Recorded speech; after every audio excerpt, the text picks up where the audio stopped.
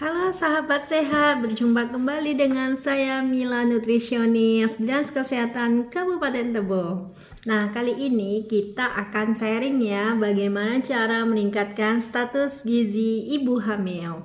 Nah, status gizi ibu hamil yang normal itu ditandai dengan lingkar lengan atasnya lebih dari 23,5 cm.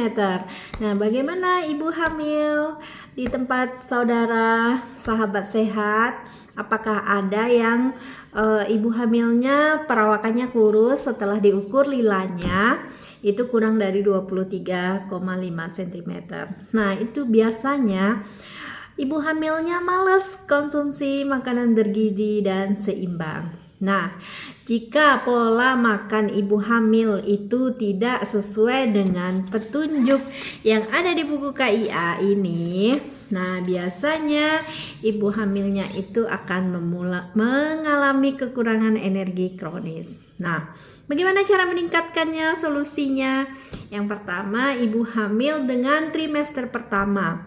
Trimester pertama, 3 bulan pertama kehamilannya itu harus memperhatikan nasi atau makanan yang bersumber karbohidrat. Nah, biasanya kan yang biasa kita makan itu nasi ya sehari-hari.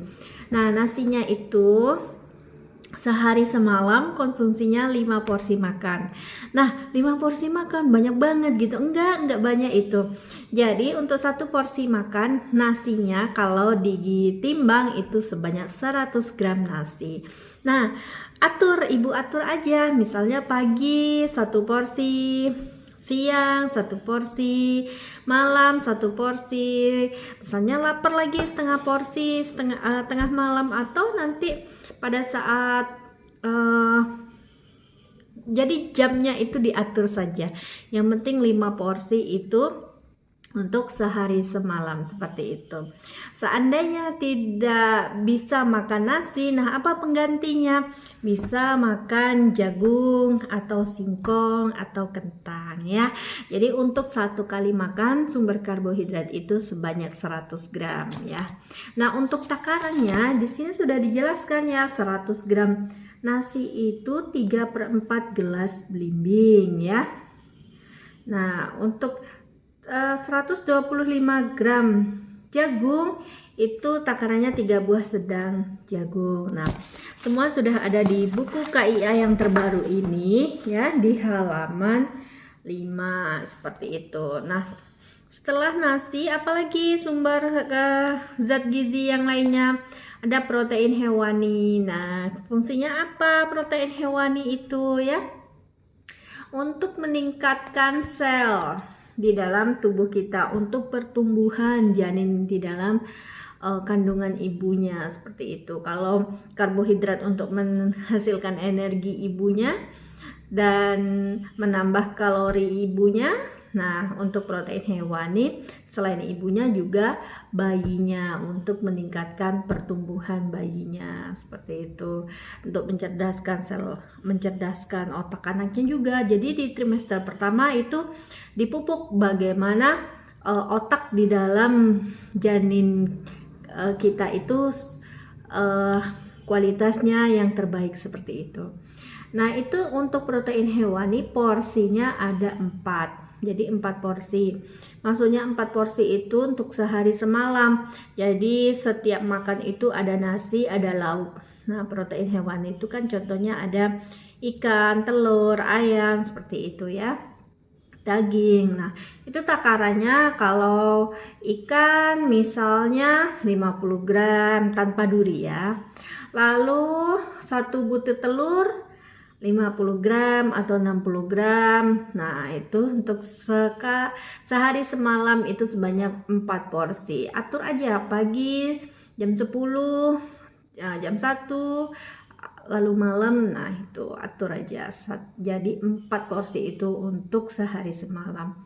Selain protein hewani ada protein nabati. Nah, protein nabati itu protein yang berasal dari tumbuh-tumbuhan. Biasanya itu sudah olahan tahu, tempe ya, dari kacang-kacangan, itu protein nabatinya. Nah, itu 4 porsi juga. Jadi 1 porsi itu misalnya tempe sedang 50 gram ya.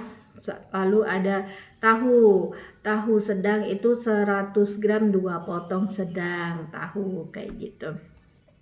Lalu yang keempat yaitu sayur-sayuran. Nah, penting sekali untuk ibu hamil untuk mengkonsumsi sayur-sayuran karena ibu hamil dibutuhkan serat ya. Lalu janinnya juga butuh vitamin karena di sayur itu ada vitamin dan mineral. Buah-buahan juga gitu.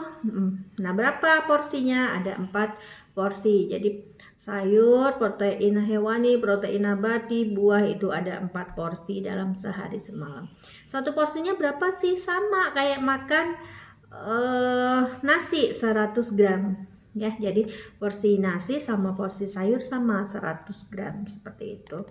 Lalu ada buah-buahan ya. Kemudian minyak dan lemak, gula itu juga diperhatikan ibu hamil karena takutnya kalau terlalu suka makan asin-asin ibu hamilnya takutnya meningkatkan hipertensi, natriumnya tinggi dalam tubuh ibu hamil dan bisa menyebabkan penyakit hipertensi sehingga kehamilannya nanti memicu preeklamsi seperti itu. Lalu minyak, konsumsi minyak itu nggak boleh lebih dari 5 porsi. 5 porsi itu 5 sendok makan. Jadi ibu hamil dibatasi makan makanan yang berlemak ya, goreng-gorengan, gaji, jeroan, nah itu dikurangi. Lalu gula itu 2 porsi untuk ibu hamil, 1 porsinya 10 gram. Jadi dikhawatirkan kalau terlalu banyak makan makanan yang manis nanti menyebabkan kalau ibu hamil itu diabetes gestasional ya namanya. Nah itu juga harus diwaspadai ibu hamil dalam mengkonsumsi makan atau minuman yang manis-manis ya. Jadi ibu hamil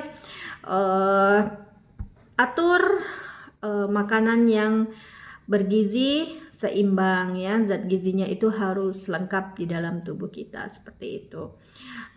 Cek berat badan, penambahan berat badan selama kehamilan ya, itu bisa 10-12 kg penambahannya selama kehamilan. Oke, sahabat sehat, sekian edukasi konseling saya yang terlalu singkat mungkin ya. Nah bisa nanti dibaca-baca lagi di buku KIA yang terbaru di halaman 6 ya. Oke, salam sehat, semangat selalu. Terima kasih. Wassalamualaikum warahmatullahi wabarakatuh.